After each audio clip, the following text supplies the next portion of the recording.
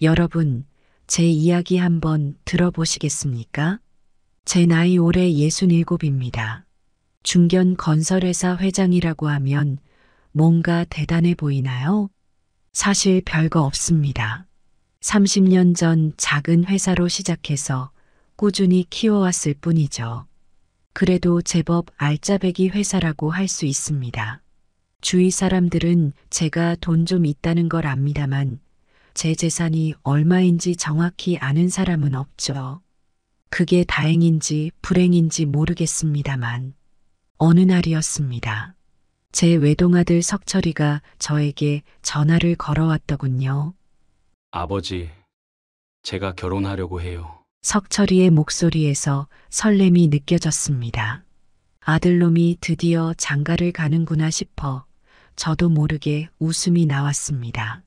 그래, 축하한다. 상대는 누구신가? 제 회사 마케팅 팀장이에요. 정윤아라고. 석철이는 제 회사와는 별개로 IT 스타트업을 창업해 성공한 사업가입니다. 아들 녀석, 제 그늘에 가려지지 않겠다고 제 도움 없이 홀로 썩이 한다더니 정말 해냈더군요. 아, 그렇구나. 너희 어떻게 만났는데? 작년 신제품 출시할 때 정말 고생 많이 했거든요. 윤아가 밤새워가며 마케팅 전략 짜고 저도 개발팀이랑 밤새우고 그러다 보니 가까워졌어요. 석철이의 이야기를 들으니 대충 상황이 그려졌습니다. 하지만 왜일까요? 가슴 한켠이 불편했습니다. 그래, 그런데 아들아, 결혼은 신중해야 해. 네? 아버지, 무슨 말씀이세요?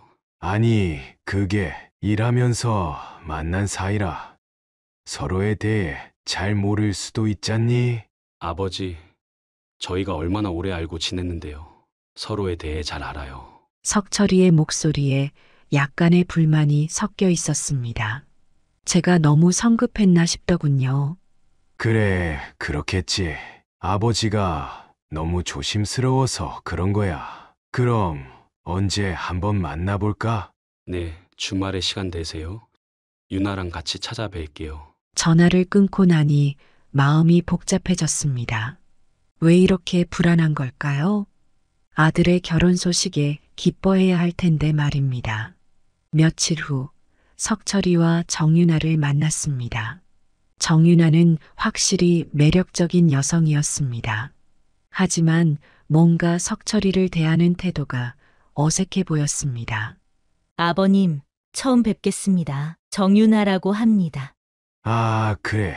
반갑습니다. 정윤아의 인사를 받으며 저는 그녀의 눈빛을 살폈습니다. 뭔가 계산적인 느낌이 들었습니다. 제가 너무 예민한 걸까요?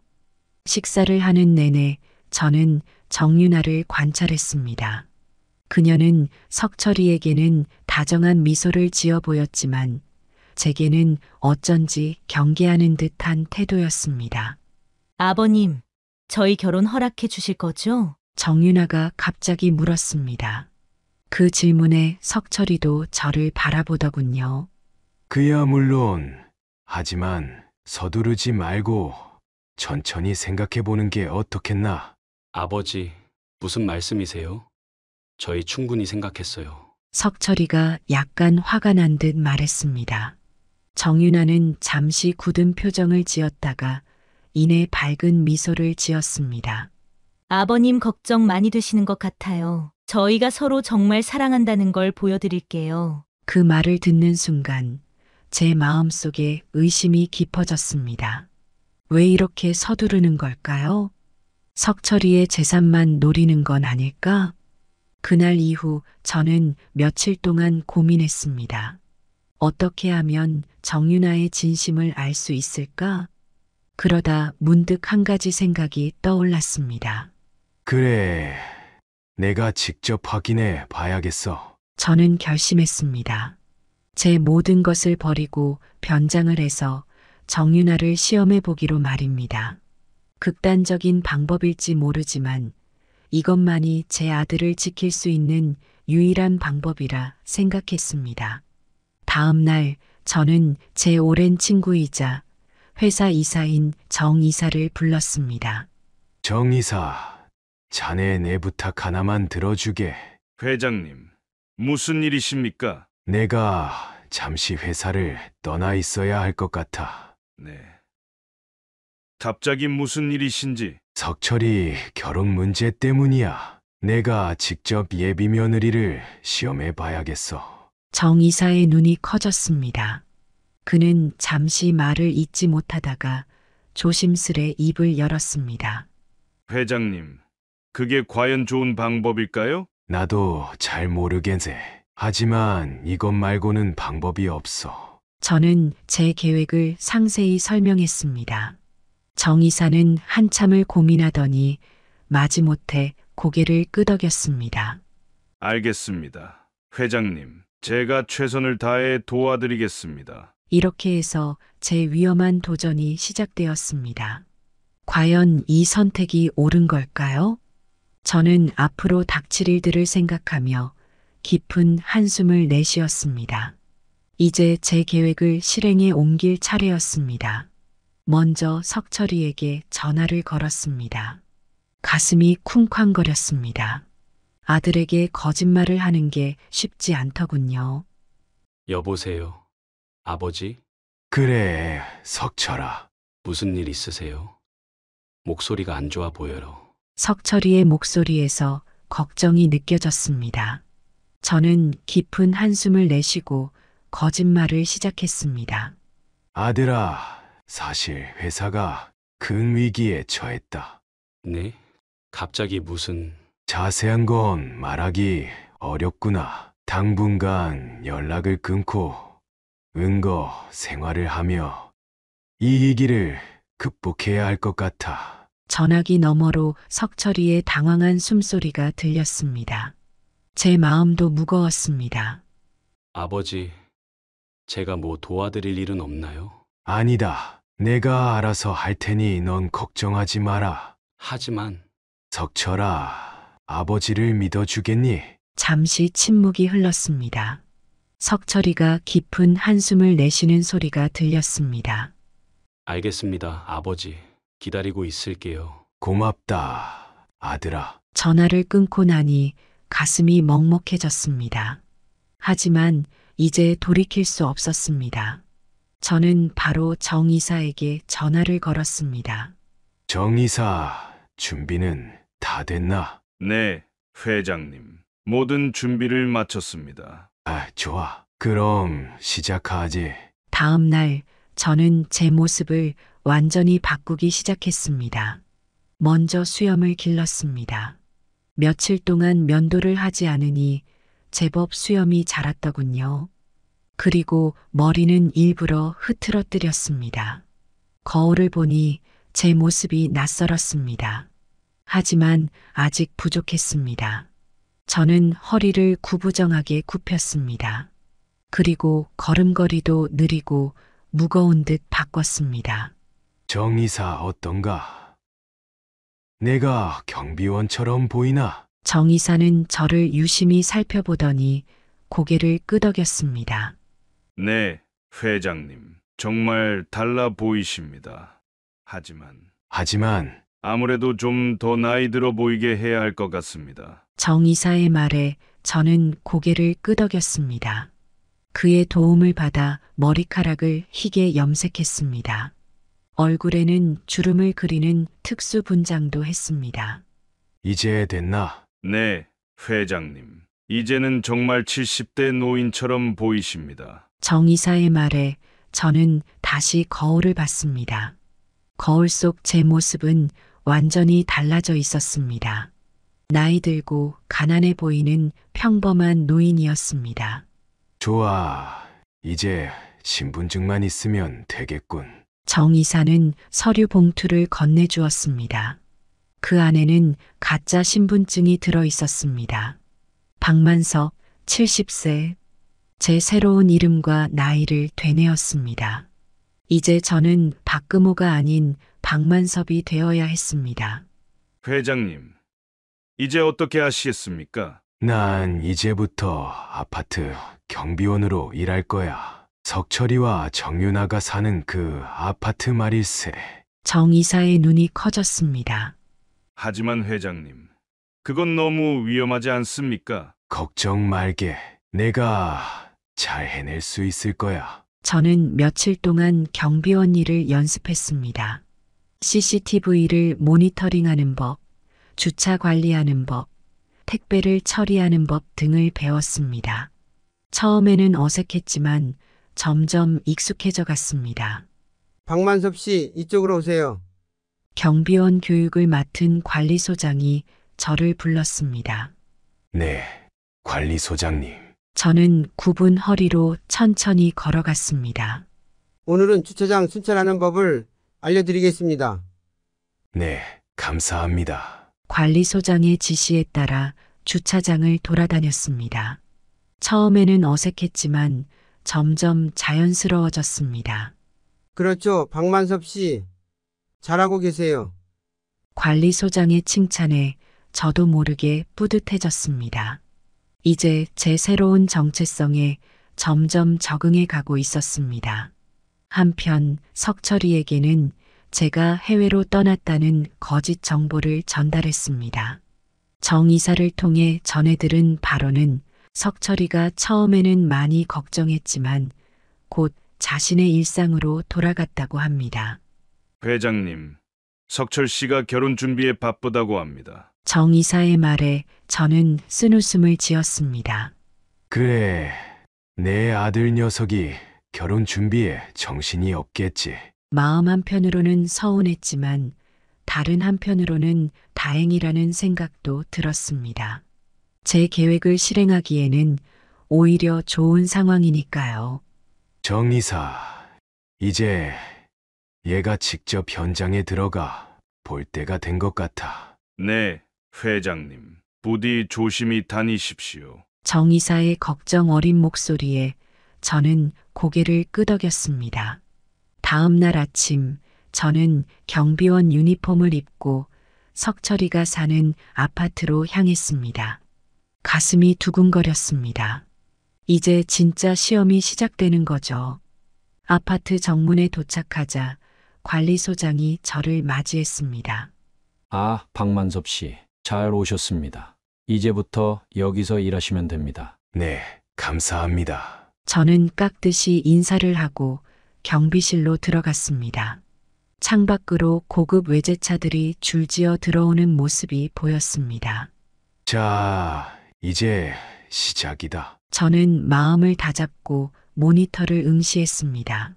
석철이와 정윤아의 모습은 언제 보일까요? 제 가슴이 다시 한번 쿵쾅거리기 시작했습니다. 여러분, 제가 이렇게 변장을 하고 아파트 경비원으로 일하기 시작한 지 어언 일주일이 지났습니다. 매일 아침 일찍 일어나 유니폼을 입고 출근하는 일상이 어색하면서도 새롭게 느껴졌습니다.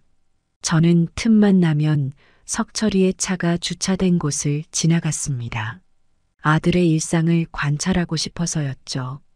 그의 검은색 외제차는 주차장 구석에 있었습니다.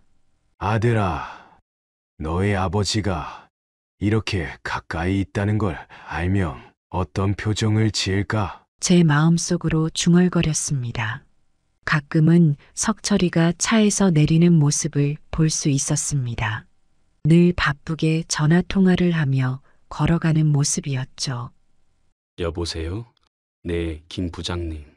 오늘 회의 자료 준비됐습니까? 석철이의 목소리가 들려왔습니다. 저도 모르게 뒤를 돌아보려다 참았습니다. 경비원 박만섭으로서는 석철이를 모르는 척해야 했으니까요. 그렇게 며칠을 보내던 어느 날이었습니다. 저는 아파트 정문 근처에서 청소를 하고 있었습니다.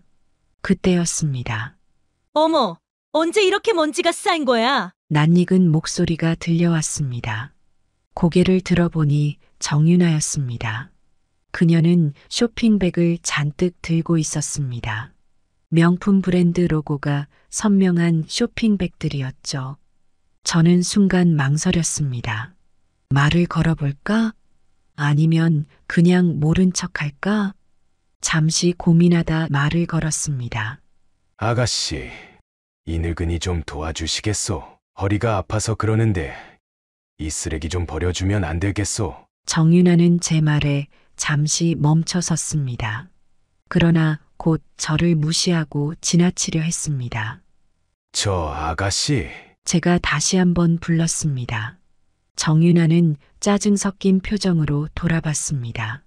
뭐예요? 죄송합니다만 정말 허리가 아파서 그래요. 이 쓰레기 좀 버려주시면 안 될까요? 정윤아는 한숨을 쉬며 저를 쳐다봤습니다. 아저씨, 저도 지금 짐이 많아서 바빠요. 죄송하지만 관리사무소에 말씀하세요. 그녀가 다시 걸음을 옮기려 했습니다. 저는 순간 당황했습니다. 하지만 이대로 놓칠 순 없었습니다. 아가씨, 제발요.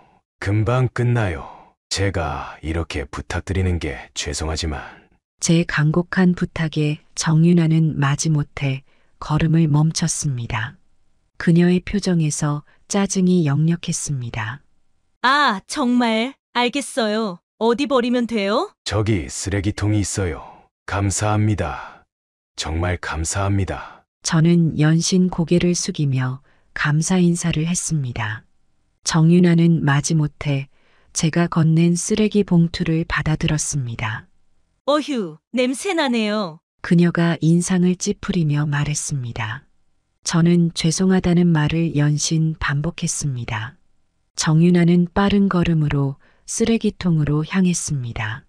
쓰레기를 버리고 돌아온 그녀의 표정은 여전히 좋지 않았습니다. 됐죠? 이제 그만 가보세요. 그녀의 말투는 차갑기 그지없었습니다. 제 마음이 아팠습니다. 이런 사람이 우리 석철이의 신부가 된다고 생각하니 걱정이 앞섰습니다. 하지만 저는 끝까지 친절한 미소를 잃지 않으려 노력했습니다. 고마워요. 아가씨, 젊은 사람들이 이렇게 친절하니 참 보기 좋소. 정윤아는 제 말에 대꾸도 없이 엘리베이터로 향했습니다. 저는 그녀의 뒷모습을 오래도록 바라보았습니다. 엘리베이터 문이 닫히고 나서야 저는 한숨을 내쉬었습니다. 첫 만남부터 이렇게 불편할 줄은 몰랐습니다. 석철아, 너가 좋아하는 사람이 저런 사람이란 말이냐? 저도 모르게 중얼거렸습니다. 하지만 이제 겨우 시작일 뿐이라고 생각했습니다. 한 번의 만남으로 사람을 판단해서는 안 되겠지요. 그날 저녁 저는 경비실에 앉아 오늘 있었던 일을 정리해 보았습니다. CCTV 모니터를 보며 생각에 잠겼습니다. 과연 내가 하는 일이 옳은 걸까? 잠시 의문이 들었습니다. 하지만 곧 마음을 다잡았습니다. 아들을 위해서라면 이 정도쯤이야. 그때 CCTV에 석철이의 모습이 보였습니다. 퇴근하는 모양이었습니다. 그의 뒤로 정윤아가 따라 나왔습니다. 두 사람이 이야기를 나누는 모습이 보였지만 소리는 들리지 않았습니다. 석철이가 무언가 말하자 정윤아가 고개를 저었습니다. 그러자 석철이가 다시 뭔가 제안하는 듯했고 정윤아는 잠시 생각하더니 고개를 끄덕였습니다. 두 사람은 팔짱을 끼고 주차장으로 향했습니다. 겉으로 보기에는 다정한 연인 같았습니다. 하지만 저는 방금 전 정윤아의 모습을 잊을 수 없었습니다. 석철이 앞에서의 그녀와 저를 대하던 그녀는 너무나 달랐으니까요. 앞으로 더 지켜봐야겠구나. 저는 마음을 다잡으며 모니터를 응시했습니다. 이제 겨우 시작입니다. 앞으로 어떤 일들이 펼쳐질지, 과연 제가 원하는 답을 찾을 수 있을지, 밤이 깊어갔습니다. 저는 경비실의 작은 의자에 앉아 깊은 생각에 잠겼습니다. 아들의 행복을 위해 이 모든 것이 옳은 선택이기를 간절히 바랬습니다. 며칠 후 갑자기 추워진 날씨에 제설 작업을 하게 되었습니다. 아침 일찍부터 나와 눈을 치우고 있는데 정윤아가 나왔습니다. 아가씨, 조심하세요. 길이 미끄럽습니다. 제가 걱정스러운 목소리로 말했습니다. 하지만 정윤아는 제 말을 무시한 채 서둘러 걸어갔고 결국 미끄러져 넘어질 뻔했습니다. 저는 급히 달려가 그녀를 붙잡으려 했지만 그녀는 제 손을 뿌리치며 말했습니다. 됐어요. 신경 쓰지 마세요. 차가운 말투에 저는 잠시 멍해졌습니다. 그녀가 떠난 후에도 한동안 그 자리에 서 있었습니다. 어느 날 저는 좀 더 과감한 시도를 해보기로 했습니다. 정윤아의 차가 주차되어 있는 곳으로 가서 일부러 그 앞에서 넘어졌습니다. 그때 마침 정윤아가 차에 타려고 나왔습니다. 저는 고통스러운 표정으로 바닥에 누워 있었습니다. 정윤아는 차에서 내려 저를 힐끗 쳐다보더니 차가운 목소리로 말했습니다. 길을 막지 말고 비키세요. 그리고는 그대로 차를 몰고 떠나버렸습니다. 저는 한동안 그 자리에 누워 있었습니다. 마음이 무거웠습니다. 석철아, 너가 좋아하는 사람이 어떤 사람인지 아니? 중얼거리며 겨우 몸을 일으켰습니다. 며칠 뒤 아파트 입구에서 청소를 하고 있을 때였습니다. 석철이와 정윤아가 함께 나오는 모습이 보였습니다. 저는 고개를 숙이고 열심히 일하는 척했지만 그들의 모습을 지켜보았습니다. 석철이는 밝은 표정으로 주변 이웃들과 인사를 나누었습니다. 아파트 경비원인 저에게도 다가와 말을 걸더군요.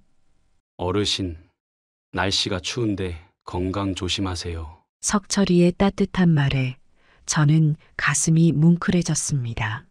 고개를 들어 그를 바라보니 어느새 이렇게 훌륭한 청년으로 자랐구나 싶었습니다.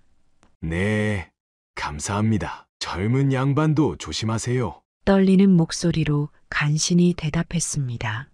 석철이는 환하게 웃으며 고개를 끄덕였습니다. 하지만 정윤아는 달랐습니다. 그녀는 시종일관 무표정한 얼굴로 석철이의 팔짱을 낀 채 주변을 무시하는 듯한 태도였습니다. 이웃들의 인사에도 제 존재에도 전혀 관심이 없어 보였습니다. 그들이 멀어져 가는 모습을 보며 저는 깊은 한숨을 내쉬었습니다. 석철이는 분명 좋은 사람입니다. 하지만 정윤아는 과연 그와 어울리는 사람일까요? 그날 밤 경비실에 앉아 지금까지의 일들을 되새겨 보았습니다. 정윤아의 모습들이 떠올랐습니다. 차갑고 이기적인 그녀의 모습, 그리고 석철이 앞에서만 달라지는 태도. 이대로 둬서는 안 되겠어. 저는 마음을 다잡았습니다. 아들의 행복을 위해서 더 적극적으로 나서야겠다고 결심했습니다. 하지만 한편으로는 두려움도 밀려왔습니다. 제가 하는 이 일이 과연 옳은 것일까? 석철이가 알면 저를 용서할 수 있을까? 망설임 속에서도 저는 계속 지켜보기로 했습니다. 아직은 섣불리 판단할 때가 아니라고 생각했습니다. 더 많은 것을 보고 더 깊이 알아가야 한다고 믿었습니다. 조금만 더 지켜보자. 밤늦도록 저는 경비실에 앉아 생각에 잠겼습니다. 창밖으로 보이는 고요한 아파트 단지를 바라보며 앞으로 어떤 일들이 벌어질지 상상해 보았습니다. 제 아들의 행복을 위해, 그리고 어쩌면 제 양심을 위해서라도 이 모든 것들이 헛되지 않기를 간절히 바랬습니다. 그러다 어느 날 정말 어이없는 일이 있었습니다. 제가 경비실에서 평소처럼 CCTV를 모니터링하고 있었죠. 그때 갑자기 경비실 전화가 울렸습니다. 여보세요. 경비실입니다. 아저씨, 저 1502호 사는 사람인데요. 전화기 너머로 들려온 목소리에 저는 순간 긴장했습니다. 정윤아였습니다. 네. 무슨 일이십니까? 이불 널다가 이불을 떨어뜨렸어요. 이불 좀 갖다 주세요. 순간 제 귀를 의심했습니다. 이불을 갖다 달라고요? 죄송하지만 경비가 그런 일까지 하지는 않습니다. 제가 조심스레 대답했습니다. 그러자 정윤아의 목소리가 갑자기 높아졌습니다. 경비가 하는 일이 뭐예요? 이런 것도 안 하고 월급 받아 처먹고 있어요? 저는 깜짝 놀랐습니다. 이렇게 무례한 말을 들어본 적이 없었거든요. 아가씨, 그렇게 말씀하시면 곤란합니다. 경비의 업무는 업무? 뭐 대단한 업무라도 있나요? 그냥 앉아서 CCTV나 보고 있잖아요. 정윤아의 말에 저는 말문이 막혔습니다. 제 마음속에서 분노가 올라왔지만 꾹 참았습니다. 아가씨, 경비도 엄연한 직업입니다. 주민들의 안전을 지키고 됐고요. 그냥 이불 좀 갖다 주세요. 그것도 못해요? 정윤아의 목소리에는 짜증이 가득했습니다. 저는 깊은 한숨을 내쉬었습니다. 죄송합니다만 그건 제 업무가 아닙니다. 관리사무소에 문의해 보시는 게 뭐예요? 그깟 이불 하나 못 갖다 주나요? 정말 쓸모없네요. 정윤아의 말에 저는 순간 화가 치밀었습니다. 하지만 꾹 참고 대답했습니다. 아가씨, 제가 말씀드렸듯이 그건 제 업무가 아닙니다. 죄송합니다. 아, 정말 관리사무소에 민원 넣을 거예요. 이런 경비는 필요 없다고요. 그리고는 전화를 탁 끊어버렸습니다. 저는 한동안 멍하니 수화기를 들고 있었습니다. 생각만 해도 답답했습니다. 어떻게 이런 이기적이고 무례한 사람이 제 아들의 신부가 될 수 있단 말입니까? 저는 의자에 털썩 주저앉았습니다. 머릿속이 복잡했습니다. 이대로 가만히 있어야 할까요? 아니면 적극적으로 나서야 할까요?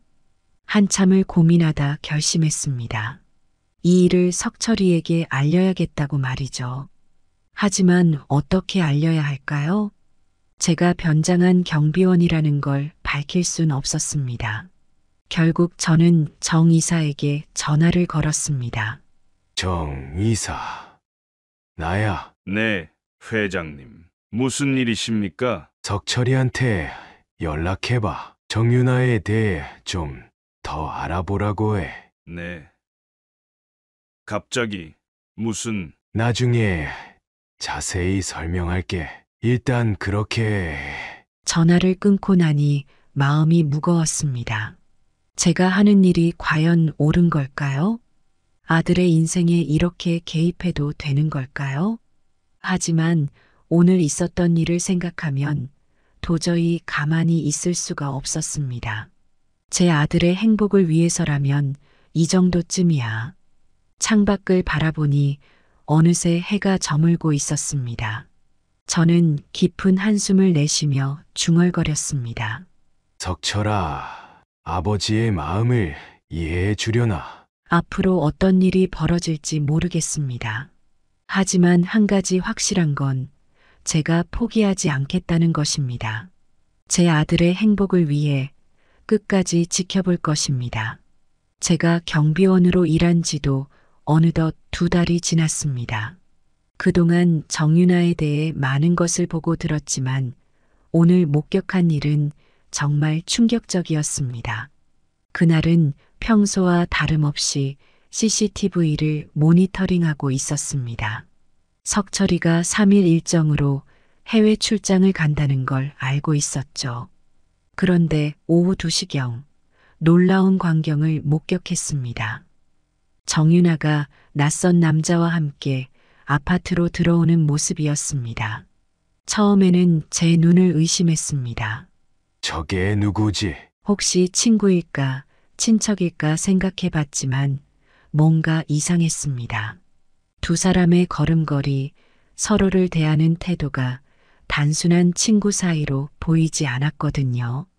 저는 즉시 경비실을 나와 그들을 따라갔습니다. 물론 들키지 않게 조심조심 말이죠. 그들은 석철이의 집으로 들어갔습니다. 이럴 수가. 충격을 받은 저는 한동안 그 자리에 서 있었습니다. 하지만 이대로 물러설 순 없었습니다. 저는 아파트 복도 구석에 숨어 상황을 지켜보기로 했습니다. 시간이 얼마나 흘렀을까요? 약 2시간 후 드디어 문이 열렸습니다. 정윤아와 그 남자가 함께 나왔습니다. 그 광경을 보고 저는 그만 눈물이 났습니다. 둘은 서로 친밀한 듯 팔짱을 끼고 있었고 정윤아의 얼굴에는 환한 미소가 가득했습니다. 석철이와 함께 있을 때 한 번도 못 봤던 표정이었습니다. 어떻게 이럴 수가. 어떻게. 저도 모르게 중얼거렸습니다. 그들은 제 존재도 모른 채 엘리베이터를 타고 내려갔습니다. 저는 한동안 그 자리에 서 있었습니다. 머릿속이 하얘졌습니다. 어떻게 해야 할지, 뭘 해야 할지 아무 생각도 나지 않았습니다. 겨우 정신을 차리고 경비실로 돌아왔습니다. CCTV를 확인해 보니 그들이 아파트를 나가는 모습이 보였습니다. 여전히 팔짱을 끼고 있었고 정윤아는 그 남자의 귓가에 뭔가를 속삭이고 있었습니다. 이걸 어떻게 해야 하. 고민에 빠졌습니다. 석철이에게 알려야 할까요? 아니면 조금 더 지켜봐야 할까요? 그날 밤 잠을 이루지 못했습니다. 계속해서 그 광경이 떠올랐습니다. 석철이를 생각하면 가슴이 아팠습니다. 다음 날부터 저는 더욱 주의 깊게 정윤아를 관찰했습니다. 그리고 더 충격적인 사실들을 발견하게 되었습니다. 석철이가 없는 날이면 어김없이 그 남자가 아파트에 드나드는 모습이 목격되었습니다. 때로는 늦은 밤에 들어와 새벽에 나가기도 했습니다. 한 번은 그들이 차 안에서 입 맞추는 모습도 보았습니다. 정윤아는 석철이와 있을 때와는 완전히 다른 사람 같았습니다. 활기차고 정열적인 모습이었죠.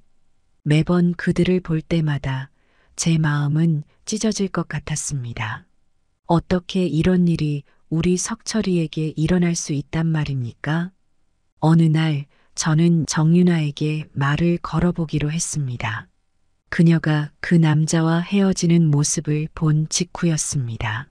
아가씨, 잠시 말씀 좀 나눌 수 있을까요? 정윤아는 짜증 섞인 표정으로 저를 쳐다봤습니다. 뭐예요? 또 뭐 도와달라고요? 아니요, 그게 아니라 석철 씨에 대해서 말인데요. 정윤아의 표정이 순간 굳어졌습니다. 왜요? 석철 씨가 왜요? 아가씨, 석철 씨를 정말 사랑하시나요? 제 질문에 정윤아는 잠시 당황한 듯 했습니다. 하지만 곧 냉정한 표정을 지었습니다. 그게 아저씨가 상관할 일인가요? 제발 주제 파악 좀 하세요. 그 말을 남기고 정윤아는 휙 돌아서 가버렸습니다. 저는 그녀의 뒷모습을 바라보며 한숨을 내쉬었습니다. 이대로 둘 순 없어. 그날 밤 저는 결심했습니다. 더 이상 지켜만 볼 순 없다고 말이죠. 석철이에게 진실을 알려야 했습니다. 하지만 어떻게 알려야 할까요? 제가 변장한 아버지라고 밝혀야 할까요? 아니면 다른 방법이 있을까요? 내일 석철이를 만나 모든 걸 말해야겠어. 창밖을 바라보니 어둠이 깊어가고 있었습니다. 저는 깊은 한숨을 내쉬며 중얼거렸습니다. 석철아, 아버지의 마음을 이해해 주겠지? 이제 모든 것이 밝혀질 것입니다. 과연 석철이는 어떤 반응을 보일까요? 그리고 정윤아는, 그녀의 운명은 어떻게 될까요? 앞으로 일어날 일들을 생각하니 가슴이 뛰었습니다. 하지만 이제 돌이킬 순 없습니다. 제 아들의 행복을 위해 이 모든 것을 감내할 준비가 되어 있습니다. 내일 모든 것이 바뀔 것입니다. 여러분, 드디어 그날이 왔습니다. 제가 모든 것을 밝힐 결심을 한 날 말입니다. 아침부터 저는 초조했습니다. 경비실에서 CCTV를 주시하며 석철이의 차를 기다렸습니다. 오후 6시경 드디어 석철이의 차가 보였습니다. 정윤아도 함께였죠. 제 심장이 쿵쾅거리기 시작했습니다. 깊은 숨을 내쉬고 경비실을 나섰습니다. 이제 돌이킬 수 없어. 중얼거리며 차를 향해 걸어갔습니다. 석철이가 차에서 내리려는 찰나 제가 다가갔습니다. 석철 씨, 잠깐 시간 좀 내주시겠습니까? 석철이가 의아한 표정으로 저를 바라봤습니다. 네? 무슨 일이신가요? 드릴 말씀이 있습니다. 정윤아 씨도 함께 들어주셨으면 합니다. 정윤아의 표정이 순간 굳어졌습니다. 뭔데요? 바쁜데 빨리 말씀하세요. 정윤아의 목소리에 짜증이 묻어났습니다. 여기서 말씀드리기는 어렵습니다. 석철 씨 댁에서 이야기를 나누고 싶습니다. 석철이는 잠시 고민하더니 고개를 끄덕였습니다. 그래요. 올라가시죠. 우리는 함께 엘리베이터를 탔습니다. 정윤아는 계속 불편한 기색을 보였습니다. 석철이의 집에 도착하자 저는 깊은 숨을 들이쉬었습니다. 자, 이제 말씀해 주세요. 무슨 일인가요? 석철이가 물었습니다. 석철 씨, 정윤아 씨, 제가 드릴 말씀은 좀 충격적일 수 있습니다. 정윤아의 얼굴이 창백해졌습니다. 뭔데요? 정윤아 씨가 다른 남자와 만나고 있다는 사실을 알고 계십니까? 순간 방 안의 공기가 얼어붙은 것 같았습니다.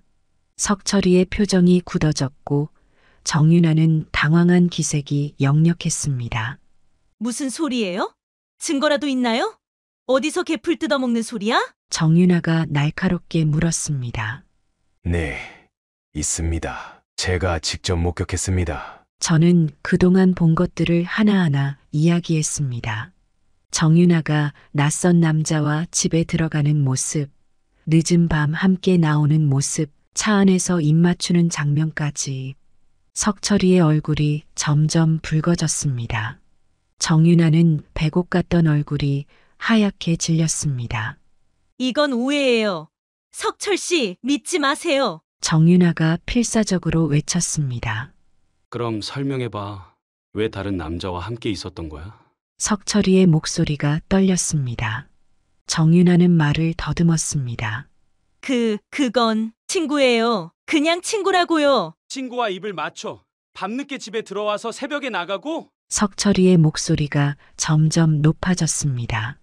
석철 씨, 전부 거짓말이에요. 날 믿어요. 정윤아가 석철이의 팔을 잡으려 했지만 석철이는 그녀의 손을 뿌리쳤습니다. 이제 됐어. 더 이상 거짓말하지 마. 석철이의 목소리가 차갑게 변했습니다. 넌 날 배신했어. 이제 끝이야. 석철 씨, 꺼져. 당장 이 집에서 나가. 석철이의 단호한 목소리에 정윤아는 눈물을 흘리기 시작했습니다. 제발 한 번만 용서해 주세요. 용서? 넌 내 신뢰를 저버렸어. 나가. 정윤아는 흐느끼며 방을 나갔습니다. 현관문이 쾅 하고 닫히는 소리가 들렸습니다. 방 안에는 무거운 침묵이 내려앉았습니다. 석철이는 소파에 털썩 주저앉았습니다. 어르신, 정말 감사합니다. 하마터면 큰 실수를 할 뻔했네요. 석철이의 목소리가 떨렸습니다. 석철 씨, 사실 제가 드릴 말씀이 하나 더 있습니다. 네? 무슨... 저는 천천히 모자와 마스크를 벗었습니다. 그리고 허리를 펴고 제 목소리로 말했습니다. 석철아, 아버지다. 석철이의 눈이 커졌습니다. 아, 아버지? 그래, 아들아, 미안하다. 이렇게 숨어서. 석철이는 한동안 말을 잇지 못했습니다. 그러다 갑자기 일어나 저를 끌어안았습니다. 아버지, 어쩜 이럴 수가... 우리 부자는 한동안 말없이 서로를 껴안고 있었습니다. 오랜만에 느끼는 아들의 체온이 참 따뜻했습니다. 아버지, 왜 이러셨어요? 널 위해서였다, 아들아. 너의 행복을 위해서. 저는 그동안의 일들을 모두 이야기했습니다.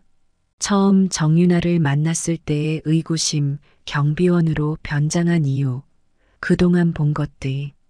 석철이는 묵묵히 듣고 있다가 한숨을 내쉬었습니다. 아버지, 감사합니다. 하지만 이렇게까지 하실 필요는 없었어요. 아니다. 내 인생의 가장 중요한 선택인데 아버지로서 할 수 있는 일을 한 거야. 석철이의 눈에 눈물이 고였습니다. 정말 감사합니다. 아버지. 그날 밤 우리는 오랜만에 진솔한 대화를 나눴습니다. 아버지와 아들로서, 그리고 인생의 선배와 후배로서 이제 모든 것이 끝났습니다. 제 마음은 홀가분했지만 한편으로는 석철이가 걱정되기도 했습니다. 하지만 석철이는 생각보다 강한 아이였습니다. 아버지, 걱정 마세요. 전 괜찮을 거예요. 오히려 이렇게 알게 돼서 다행이에요. 그 말을 듣고 저는 안도의 한숨을 내쉬었습니다. 그래, 아들아. 이제 새로운 시작이다. 창밖을 바라보니 어느새 동이 트고 있었습니다. 새로운 하루의 시작, 그리고 우리의 새로운 시작. 이렇게 제 모험은 끝이 났습니다. 비록 힘들고 어려운 시간이었지만 아들을 위해 할 수 있는 일을 했다는 생각에 후회는 없습니다. 여러분, 사랑하는 사람을 위해서라면 무엇이든 할 수 있는 법입니다. 비록 그 과정이 힘들고 고통스럽더라도 결국에는 값진 결과를 얻을 수 있을 것입니다. 이제 저는 다시 회사로 돌아갈 것입니다. 하지만 이번 경험을 통해 배운 것들은 평생 잊지 못할 것 같습니다. 그 후로 많은 변화가 있었습니다. 정윤아는 석철이와 헤어진 후 곧바로 사표를 제출했다고 합니다. 아마도 석철이와 마주치는 것이 부끄러웠던 모양입니다. 한편 석철이의 회사는 큰 전환점을 맞이했습니다. 제가 운영하던 회사에서 석철이의 회사를 인수하기로 한 것입니다. 물론 이는 순전히 비즈니스적 결정이었습니다. 석철이의 회사가 가진 기술력과 우리 회사의 자본력이 만나면 시너지 효과가 클 것이라 판단했기 때문이죠. 그리고 기쁜 소식이 하나 더 있습니다. 석철이가 통합된 회사의 사장직에 올랐습니다. 아들이지만 그의 능력을 인정받아 이사회에서 만장일치로 결정된 사항입니다. 더욱 기쁜 것은 석철이가 새로운 인연을 만났다는 것입니다. 그녀의 이름은 민지라고 합니다. 우연히 봉사활동에서 만났다고 하더군요. 민지는 정윤아와는 전혀 다른 사람입니다. 따뜻하고 배려심 깊은 아이죠. 석철이와 함께 있을 때 그 아이의 눈빛을 보면 진심이 느껴집니다. 얼마 전 석철이가 저에게 민지를 소개시켜 주었습니다. 그 아이를 보는 순간 저는 직감했습니다. 아, 이 아이구나. 지금 두 사람은 행복한 연애 중입니다. 서로를 아끼고 존중하는 모습을 보면 제 마음도 덩달아 따뜻해집니다. 이제 와서 생각해 보면 모든 일이 다 뜻이 있었던 것 같습니다. 비록 힘들고 어려운 시간이었지만 그 과정을 통해 우리 부자는 더욱 가까워졌고 석철이는 진정한 사랑을 만났으니까요. 여러분, 인생은 참 예측할 수 없는 것 같습니다. 하지만 진심을 다해 노력하면 언젠가는 좋은 결과가 찾아오는 법입니다. 저의 이야기가 여러분께 작은 위로와 희망이 되었기를 바랍니다. 40년간 운영해온 건설회사를 이제 막 아들 민혁이에게 물려주었습니다. 저는 올해 67세 여자이지만 아직도 정정하답니다. 건설업계에서는 제법 이름이 알려진 중견기업이었죠. 남편은 20년 전에 먼저 하늘나라로 가고 저 혼자 아들을 키우며 회사를 이끌어왔습니다. 회사 이취임식 날 기자들의 카메라 플래시가 쉴 새 없이 터졌고 이취임식 소식이 여러 신문의 경제면에 실렸습니다. 은퇴를 앞두고 있던 어느 날 저녁이었습니다. 어머니, 오늘 소개드릴 사람이 있습니다. 여느 때처럼 조용히 차를 마시고 있을 때 민혁이가 불쑥 찾아왔습니다. 누구길래 이 늦은 시간에 데려와? 평소 신중한 아들이 이렇게 급하게 누군가를 데려오는 것이 의아했습니다. 제가 결혼하고 싶은 사람입니다. 현관문이 열리고 한 여자가 들어왔습니다. 안녕하세요, 어머님. 저는 유진이라고 합니다. 분당에서 한식당을 운영하고 있어요. 처음 본 순간부터 뭔가 이상했습니다. 30대 후반으로 보이는 그녀는 겉으로는 우아하고 세련되어 보였지만 눈빛에서 야망이 느껴졌습니다. 어머님, 제가 직접 만든 음식인데 맛보세요. 유진이 내민 도시락에는 정갈해 보이는 반찬들이 담겨 있었습니다. 하지만 분명 어디선가 본 듯한 맛이었습니다. 20년 전 강남의 한정식 집 맛과 똑같았죠. 맛있게 드셨나요, 어머님? 그래. 먹을 만하구나. 제 차가운 반응에도 유진은 흔들림 없이 미소를 지었습니다. 민혁이와 유진은 저녁 내내 연애하게 된 과정을 설명했습니다. 민혁이가 우연히 그녀의 식당에 갔다가 맛있는 음식과 그녀의 세련된 매너에 반해 만남을 가지게 되었다고 합니다. 하지만 저는 계속 신경이 쓰였습니다. 아들을 바라보는 유진의 눈빛에서 진심이 보이지 않았기 때문입니다. 더구나 집안을 둘러보는 그녀의 시선이 예사롭지 않았습니다. 특히 현관에 걸린 피카소의 진품 그림을 보는 순간 그녀의 눈이 반짝 빛났죠. 어머님, 이 그림이 진품인가요? 순간 저는 등골이 서늘해졌습니다. 보통 사람이라면 진품인지 아닌지 구별하기 어려운 그림인데 그녀는 어떻게 알아봤을까요? 더구나 그 말을 꺼낼 때의 눈빛은 마치 물건의 가치를 측정하는 듯 했습니다. 민혁이가 화장실에 간 사이 유진은 거실을 돌아보며 이것저것 구경했습니다. 고가구들을 보는 그녀의 시선이 마음에 걸렸습니다. 어머님은 취미가 고가구 수집이신가 봐요. 그래. 오래전부터 수집해온 것들이야. 이런 게 다 진품이면 엄청난 가치가 있을 것 같아요. 또다시 섬뜩한 느낌이 들었습니다. 민혁이가 돌아오자 유진은 다시 상냥한 얼굴로 돌아갔습니다. 마치 가면을 쓴 것처럼 순식간에 표정이 바뀌었죠. 어머니, 저희 다음 주에 식사 한 번 더 하고 싶은데 어떠세요? 그래. 시간 되면 보자꾸나. 두 사람이 돌아간 후 거실에 혼자 앉아 깊은 생각에 잠겼습니다. 무언가 이상했습니다.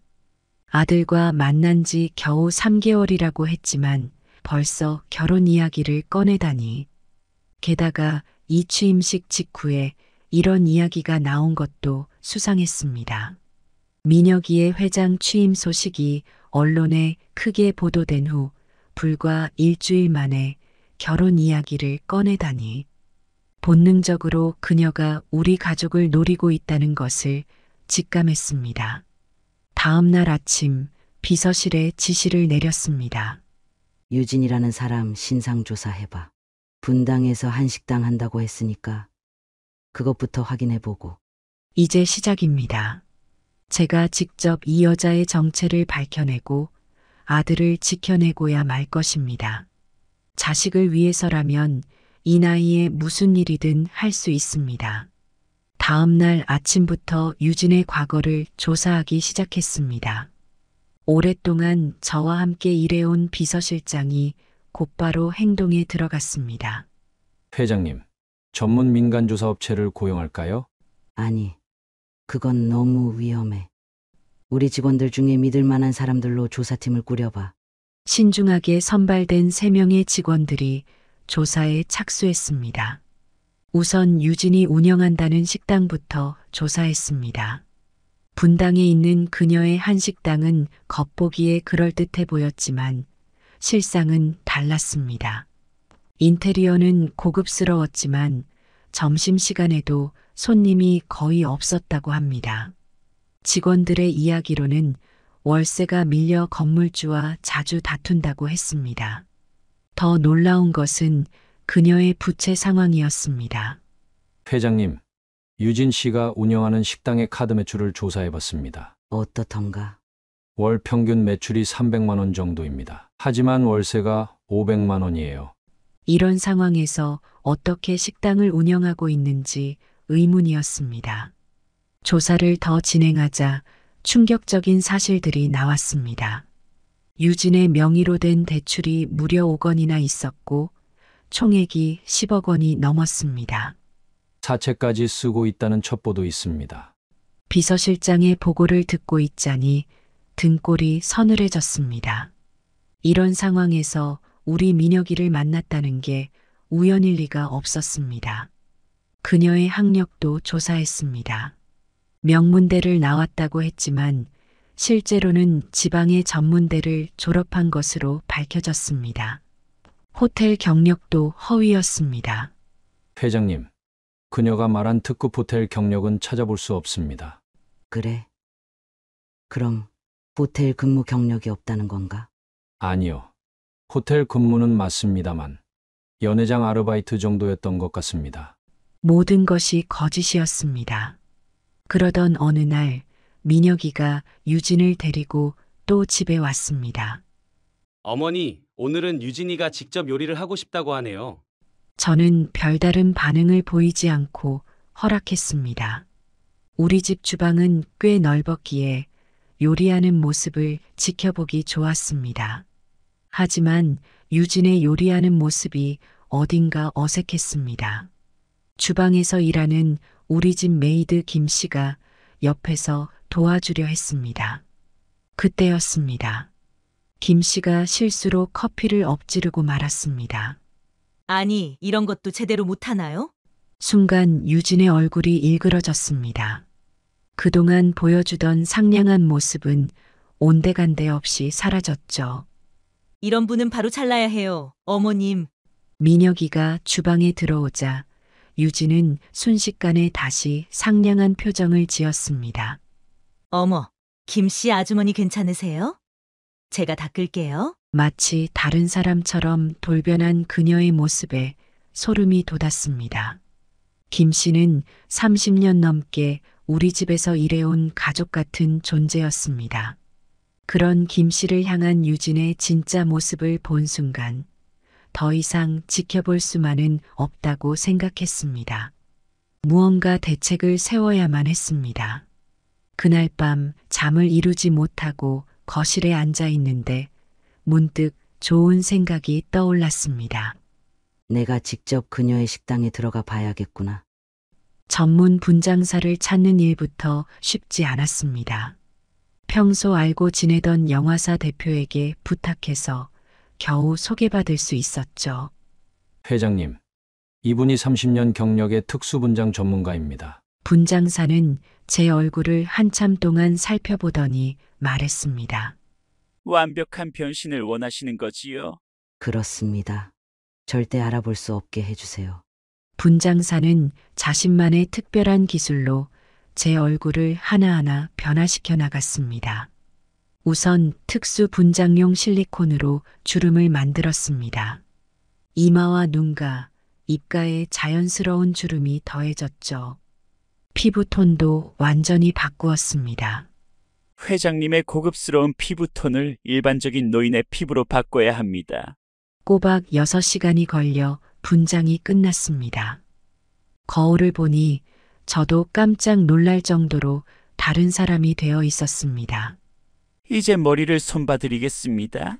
평소 제가 하고 다니던 우아한 커트 스타일은 사라지고 반백의 생머리가 되었습니다. 염색은 일부러 하지 않았죠. 서민적인 느낌을 더하려면 염색하지 않은 머리가 좋습니다. 허리도 약간 구부정하게 만들었습니다. 특수 제작된 보조기를 착용해서 자연스럽게 허리가 굽어 보이도록 했죠. 의상도 완벽하게 준비했습니다. 회장님, 이건 재래시장에서 구해온 옷들입니다. 값싸 보이는 옷들이었지만 오히려 그게 더 자연스러워 보였습니다. 다음은 목소리 연습이었습니다. 목소리는 가장 중요합니다. 아무리 외모가 달라져도 목소리로 신분이 탄로날 수 있거든요. 일주일 동안 성대 훈련을 했습니다. 조금 거친 듯한 서민적인 목소리를 내는 연습이었죠. 어이구, 지하철이 참 복잡하네. 연습한 목소리를 비서에게 들려주었더니 전혀 알아보지 못했습니다. 누구시죠?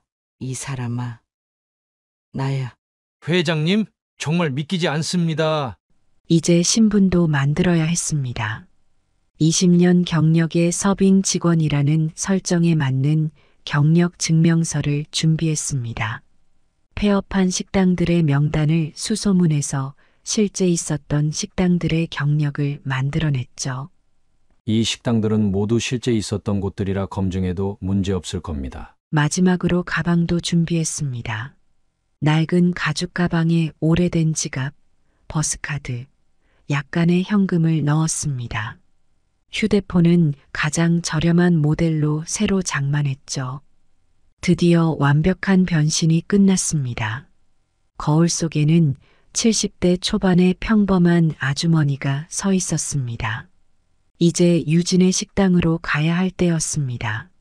식당에 도착하자마자 구인 구직 안내문이 보였습니다. 저기요, 서빙 구하신다면서요? 유진이 저를 위아래로 훑어보았습니다. 경력이 어떻게 되세요? 20년 정도 됩니다. 이런저런 식당에서 일했어요. 제가 내민 경력 증명서를 유진이 찬찬히 살펴보았습니다. 이 나이에 서빙이라.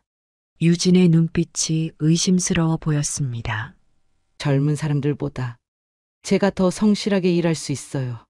잠시 고민하던 유진이 마지못해 고개를 끄덕였습니다. 일단 일주일만 해보세요.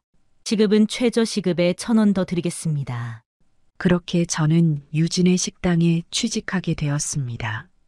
이제부터가 진짜 시작이었습니다. 유진의 본 모습을 밝혀내기 위한 첫 발을 내디딘 것입니다. 일주일 만에 유진의 실체가 드러나기 시작했습니다. 첫날부터 심상치 않았습니다. 아줌마 연세가 있으시니까 천천히 하세요. 하지만 실수는 용납 못해요.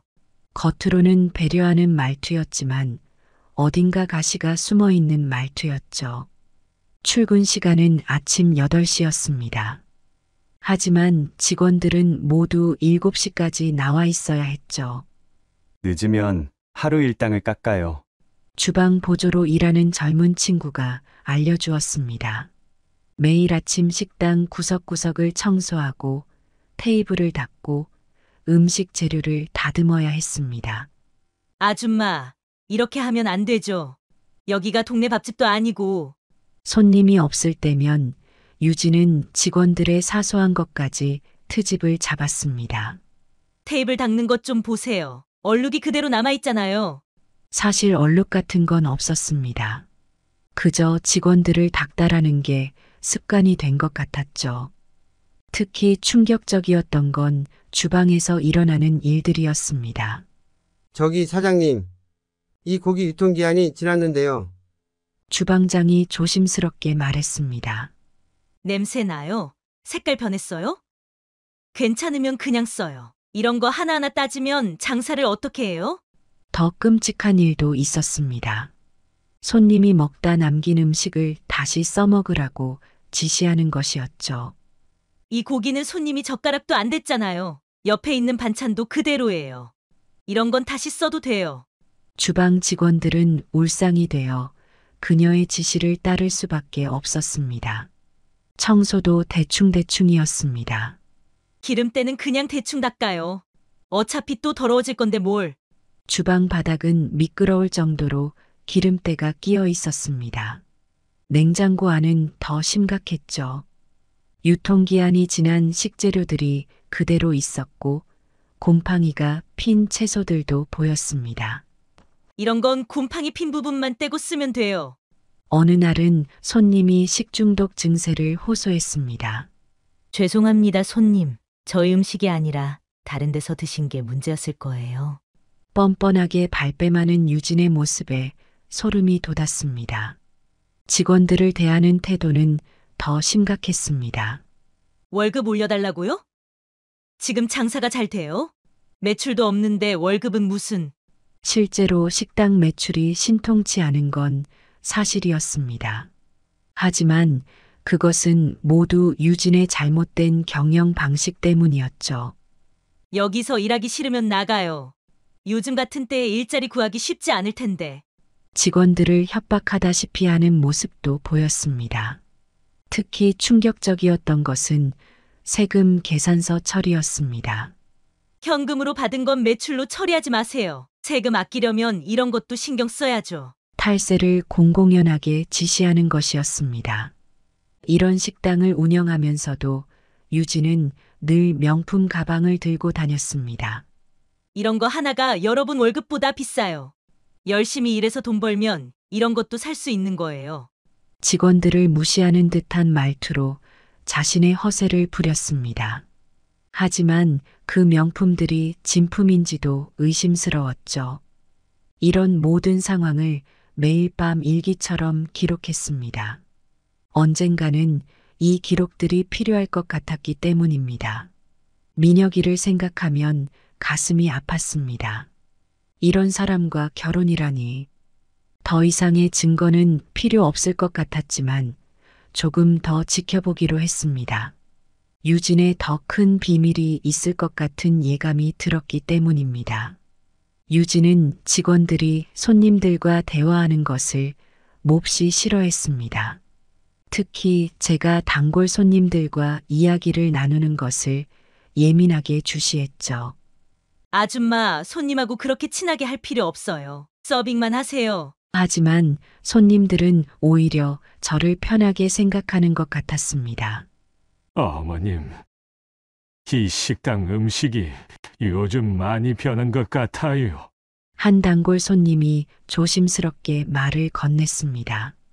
맞아요. 전에는 이렇지 않았는데. 대화가 오갈 때마다 유진은 즉시 저를 주방으로 불러들였습니다. 아줌마, 주방 설거지가 밀렸어요. 얼른 가서 하세요. 심지어 손님이 거의 없는 한가한 시간에도 마찬가지였죠. 유진의 행동은 점점 더 수상해졌습니다. 어느 날 휴게실에서 잠시 쉬고 있는데 유진이 제 가방을 뒤지고 있는 것을 발견했습니다. 사장님, 뭐 하시는 거예요? 깜짝 놀란 유진이 황급히 가방을 제자리에 놓았습니다. 아, 아니에요. 누가 물건을 잃어버렸다고 해서. 분명 제 휴대폰을 보려고 했던 것 같았습니다. 다행히 증거 사진이나 메모는 모두 다른 곳에 보관하고 있었죠. 그날 이후 유진은 저를 더욱 예민하게 주시했습니다. 아줌마 연세가 많으신데 이런 일이 힘들지 않으세요? 아니에요. 아직은 괜찮아요. 그래도 서빙보다는 주방 일이 나으시지 않을까요? 저를 주방에 가두어 두려는 속셈이 뻔히 보였습니다. 어느 날은 일찍 출근했다가 충격적인 대화를 듣게 되었습니다. 유진은 식당 한쪽에서 전화 통화를 하고 있었습니다. 이번에는 진짜 대박이야. 재벌 2세라고. 친구와 통화하는 내용이었습니다. 40대인 게 좀 그렇지만 돈이 너무 많아서 괜찮아. 숨죽이고 더 자세히 들었습니다. 이번에만 성공하면 우리 빚 다 갚을 수 있어. 이번에는 실수하지 않을 거야.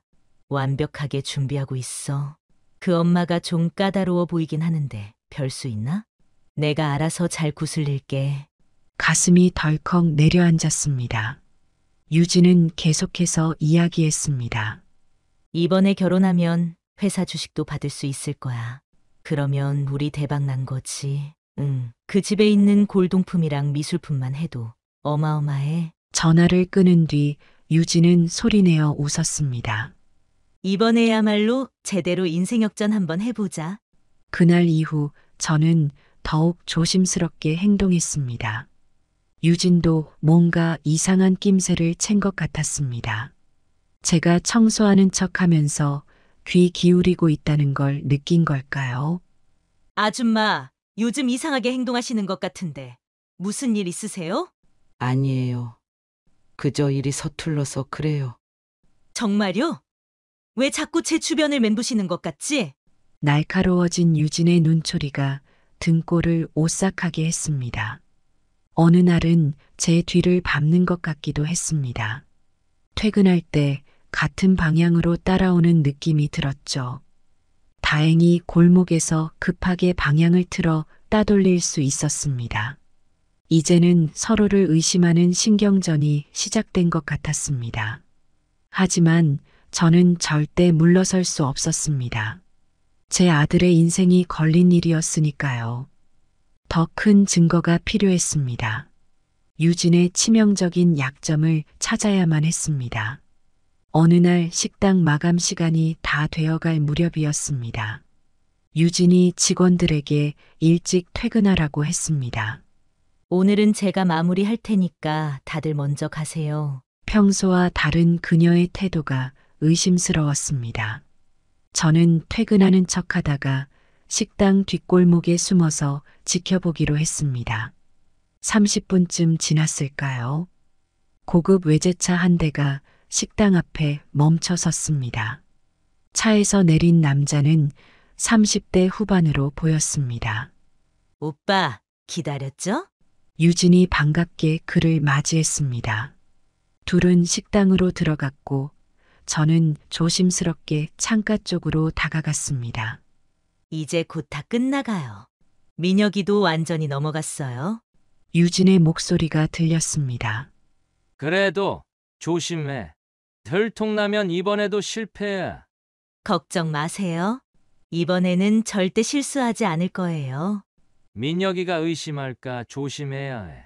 그 바보가 뭘 알겠어요? 제가 웃어주고 할 때마다 꼭 사랑에 빠진 강아지 같다니까요. 두 사람이 깔깔 웃는 소리가 들렸습니다. 그래도 그 어머니가 문제야. 뭔가 이상한 눈빛으로 널 보더라고. 괜찮아요.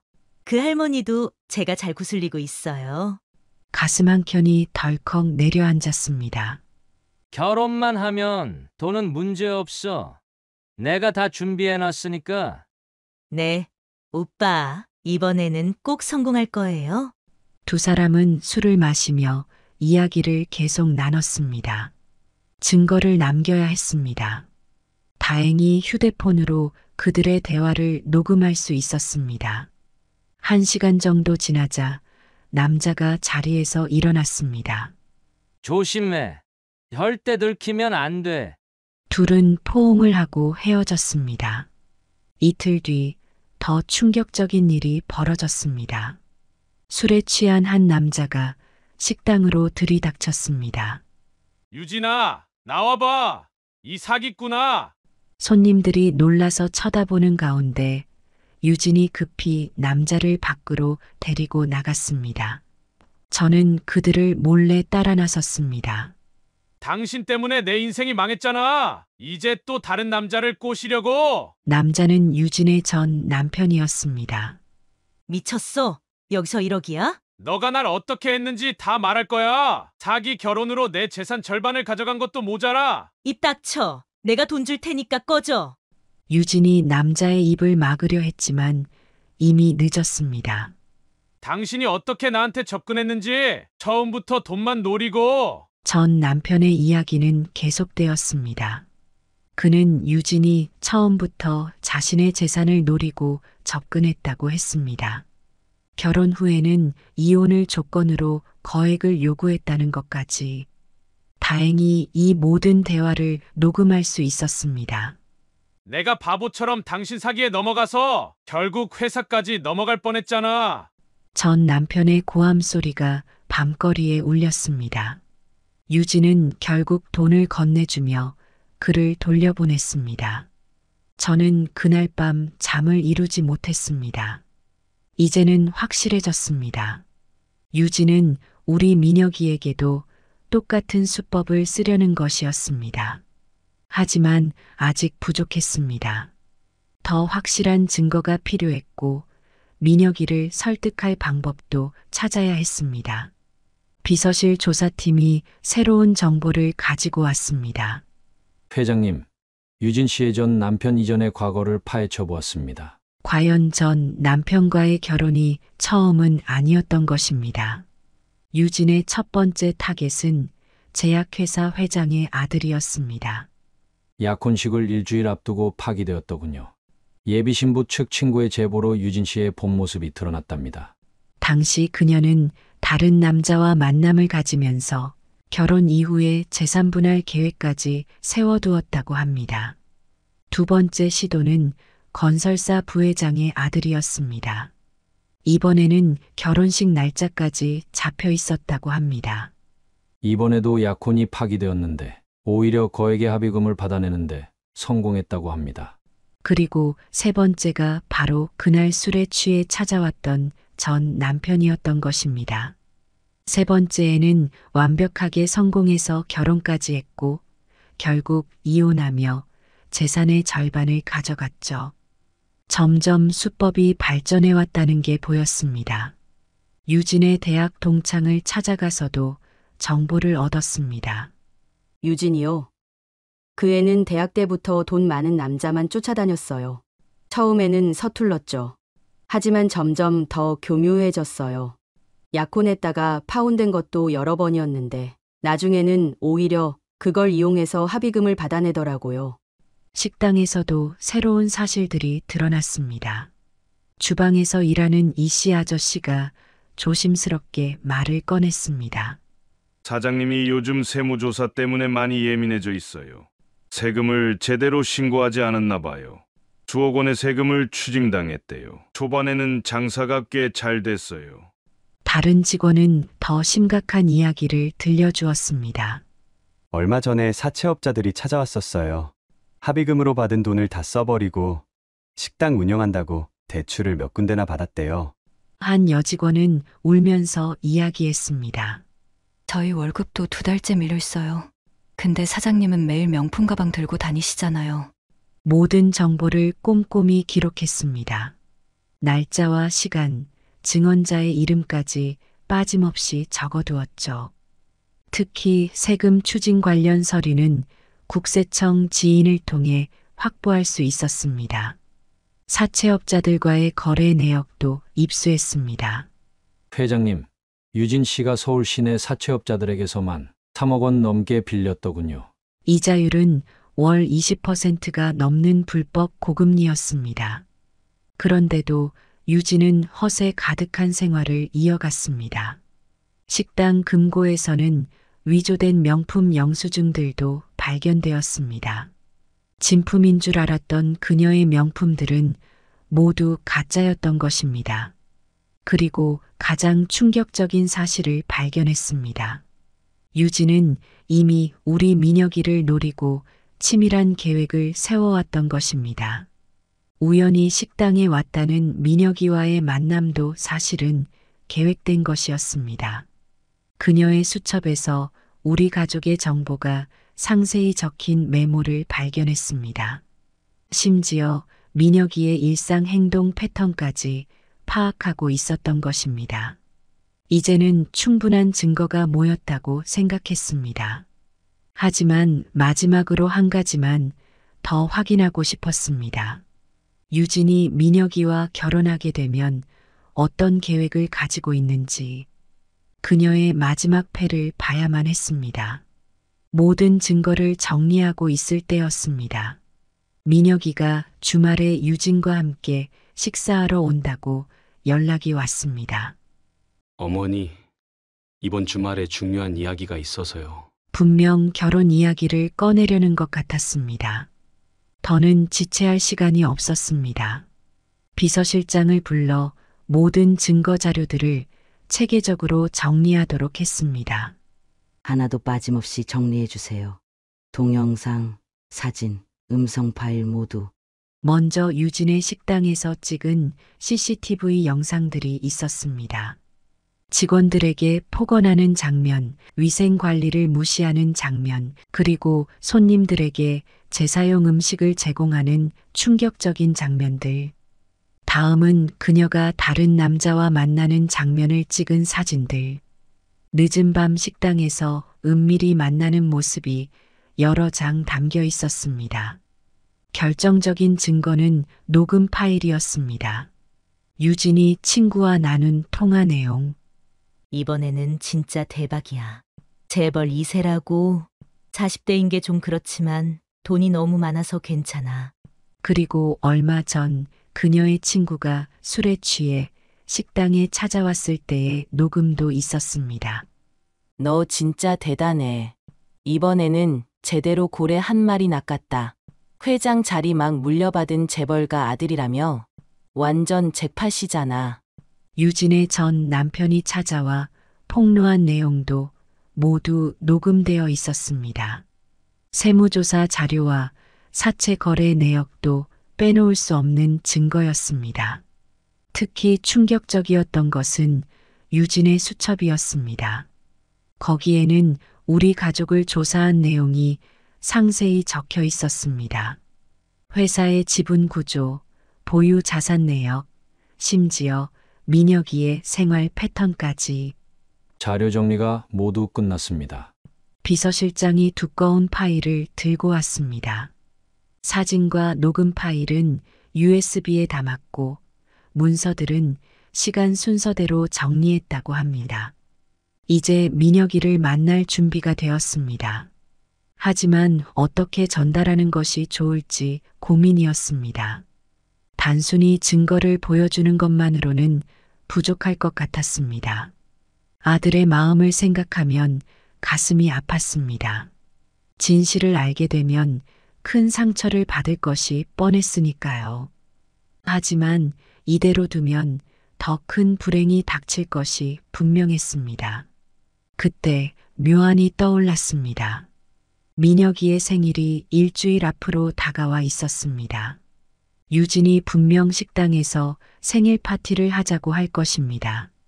그날 제가 변장을 풀고 모든 것을 밝히기로 결심했습니다. 유진의 전 남편과 연락도 취했습니다. 그날 와주실 수 있나요? 당연하죠. 그 여자의 악행을 밝히는데 저도 돕고 싶습니다. 유진과 은밀히 만났던 남자의 연락처도 입수했습니다. 그도 참석하기로 했습니다. 저도 더는 그녀의 거짓말에 동참하고 싶지 않습니다. 모든 준비가 끝났습니다.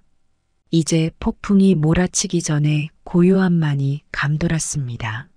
식당에서 평소처럼 일하면서 마지막 날을 준비했습니다. 유진은 여전히 저를 수상하게 바라보았지만 곧 모든 것이 끝날 것입니다.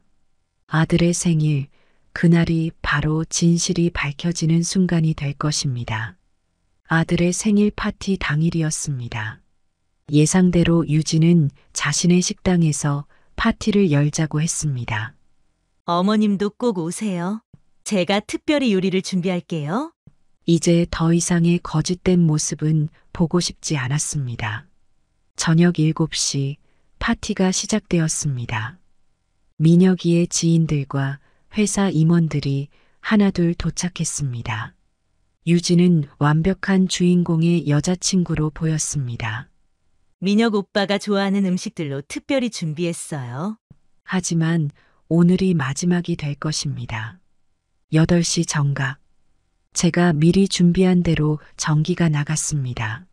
순간 식당 안이 깜깜해졌습니다. 어머, 이게 무슨 일이죠? 유진의 당황한 목소리가 들렸습니다. 그때 스포트라이트가 저를 비추었습니다. 저는 천천히 분장을 지원했습니다. 이제 그만하면 됐어요. 순간 유진의 얼굴이 창백하게 변했습니다.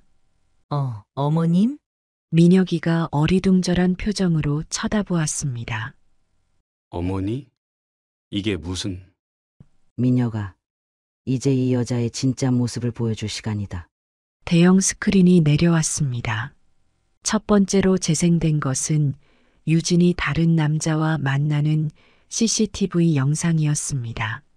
민혁이가 의심할까 조심해야 해. 대화가 식당 안을 울렸습니다. 유진이 자리에서 일어났습니다. 이건 조작된 거예요, 민혁 오빠. 믿지 마세요. 그때 식당 뒷문이 열렸습니다. 유진과 만났던 남자가 들어왔습니다. 더는 거짓말하지 마. 유진아. 이어서 전 남편도 등장했습니다.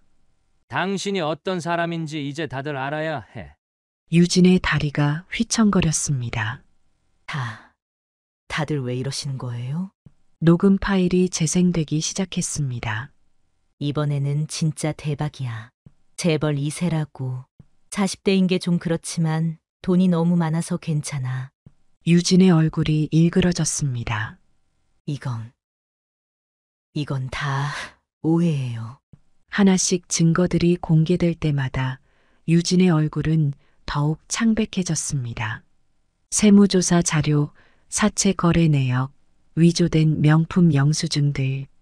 결정적으로 그녀의 수첩이 공개되었습니다. 우리 가족을 조사한 상세한 기록들, 민혁이의 생활 패턴, 회사의 자산 내역까지. 왜 이러시는 거예요, 어머님? 유진의 목소리가 떨렸습니다. 그때 식당 직원들이 앞으로 나섰습니다. 사장님, 이제 그만하세요. 저희도 더는 못 참겠습니다. 직원들이 하나둘 증언하기 시작했습니다. 음식 재사용, 위생관리 무시, 직원 폭언. 유진은 완전히 패닉 상태에 빠졌습니다. 다들 나를 음해하는 거야. 민혁 오빠, 제 말을 믿어주세요. 하지만 민혁이의 눈에는 이미 실망감이 가득했습니다. 유진 씨, 이게 다 사실인가요? 마지막으로 약혼 파기 이력과 전 남편과의 결혼 사기 내용이 공개되었습니다. 더는 발뺌할 수 없게 된 유진이 히스테리를 부렸습니다. 그래, 다 사실이야. 난 처음부터 돈이 목적이었어. 이런 날 누가 탓할 수 있어? 세상이 날 이렇게 만든 거라고. 민혁이가 천천히 일어섰습니다. 모든 게 끝났어요, 유진 씨. 유진은 그 자리에서 쓰러졌습니다. 진실이 밝혀지는 순간 모든 것이 끝났습니다. 그리고 저는 마침내 안도의 한숨을 내쉴 수 있었습니다. 그날 밤 민혁이는 한참 동안 아무 말도 하지 못했습니다. 모든 하객들이 돌아간 후 둘이서 오랫동안 이야기를 나눴습니다. 어머니, 저를 위해 이렇게까지. 너가 평생 후회할 일이잖니? 전 왜 알아채지 못했을까요? 민혁이의 눈에는 배신감과 분노, 그리고 후회의 감정이 교차했습니다. 아들아, 사랑에 빠진 사람의 눈은 가려지는 법이야. 그날 이후 민혁이는 한동안 회사에 나오지 않았습니다. 누구보다 강인하다고 생각했던 아들의 모습이 안쓰러웠습니다. 하지만 시간이 해결해 주리라 믿었습니다. 유진에 대한 고소장을 제출했습니다. 사기 결혼 미수, 업무상 횡령, 위생법 위반 등 혐의가 산더미였습니다. 식당은 위생 점검에서 심각한 문제가 발견되어 영업 정지 처분을 받았습니다. 직원들은 모두 퇴직금을 받고 새로운 일자리를 찾아 나섰습니다. 제가 소개해준 곳으로 옮긴 직원들도 있었죠. 한 달이 지나고 민혁이가 드디어 회사로 복귀했습니다. 달라진 모습이었습니다. 어머니 말씀이 맞았어요. 이제는 제가 어떤 실수를 했는지 알겠습니다. 오히려 이 일을 계기로 더욱 단단해진 것 같았습니다. 업무에 더욱 충실해졌고 직원들과의 소통도 늘었습니다. 회사는 민혁이의 진정성 있는 리더십 아래 더욱 성장했습니다. 3개월이 지났을 때였습니다. 유진의 재판이 시작되었습니다. 그동안의 모든 범죄 행각이 재판에서 밝혀졌습니다. 전 남편과 약혼 파기했던 피해자들도 증인으로 나섰죠. 결국 유진은 실형을 선고받았습니다. 법정에서 마지막으로 본 그녀의 모습은 처연했습니다. 저는 그저 평범하게 살고 싶었을 뿐이에요. 하지만 그것은 변명일 뿐이었습니다. 6개월이 지난 어느 날이었습니다. 민혁이가 저를 찾아왔습니다. 어머니 소개드리고 싶은 분이 있어요. 순간 가슴이 덜컥 내려앉았습니다. 하지만 이번에는 달랐습니다. 대학에서 경영학을 가르치는 교수였습니다. 조용하고 지적인 모습이 첫눈에 믿음이 갔습니다. 어머님, 민혁 씨가 겪은 일에 대해 들었습니다. 앞으로는 제가 민혁 씨의 좋은 동반자가 되도록 하겠습니다. 진심이 느껴지는 말투였습니다. 무엇보다 민혁이의 눈빛이 달랐습니다. 유진을 볼 때와는 전혀 다른 깊이 있는 신뢰가 느껴졌죠. 1년이 지난 지금 회사는 사상 최대 실적을 기록했습니다. 민혁이는 이제 진정한 리더로 성장했습니다. 어머니 덕분이에요. 그때 그 선택이 없었다면 그동안 힘들었던 시간들이 주마등처럼 스쳐 지나갔습니다. 서빙 일을 하면서 받았던 스트레스, 긴장감, 두려움. 하지만 후회는 없습니다. 자식을 위해서라면 어떤 것도 할 수 있는 것이 부모의 마음이니까요. 이제 민혁이는 진정한 행복을 찾아가고 있습니다. 그것을 지켜보는 것만으로도 제 가슴은 뿌듯함으로 가득 차옵니다. 인생은 참 묘한 것 같습니다. 때로는 큰 상처가 오히려 더 큰 성장의 발판이 되기도 하니까요. 이제 저는 진정한 은퇴를 준비하려 합니다. 아들의 행복한 미래를 지켜보는 것. 그것이 제가 바라는 전부입니다.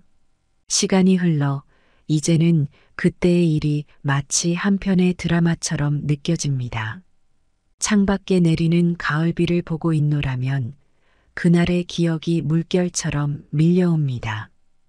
한 사람의 인생이 얼마나 쉽게 흔들릴 수 있는지, 또 그것을 지키기 위해 우리가 어떤 용기를 낼 수 있는지 깨달았던 시간이었습니다.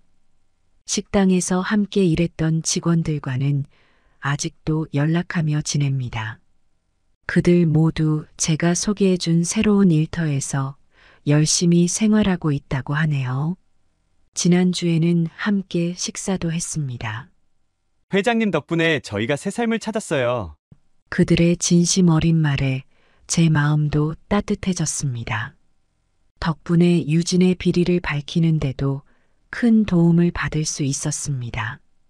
때로는 우리의 작은 선택이 많은 사람의 인생을 바꾸어 놓기도 하나 봅니다. 민혁이는 조만간 결혼할 것 같아요. 새 며느리는 참 다정하고 진중한 사람입니다. 첫 만남부터 느껴지는 따뜻한 마음씨가 있었죠. 무엇보다 가족의 의미를 아는 사람이라는 게 느껴져 마음이 놓입니다.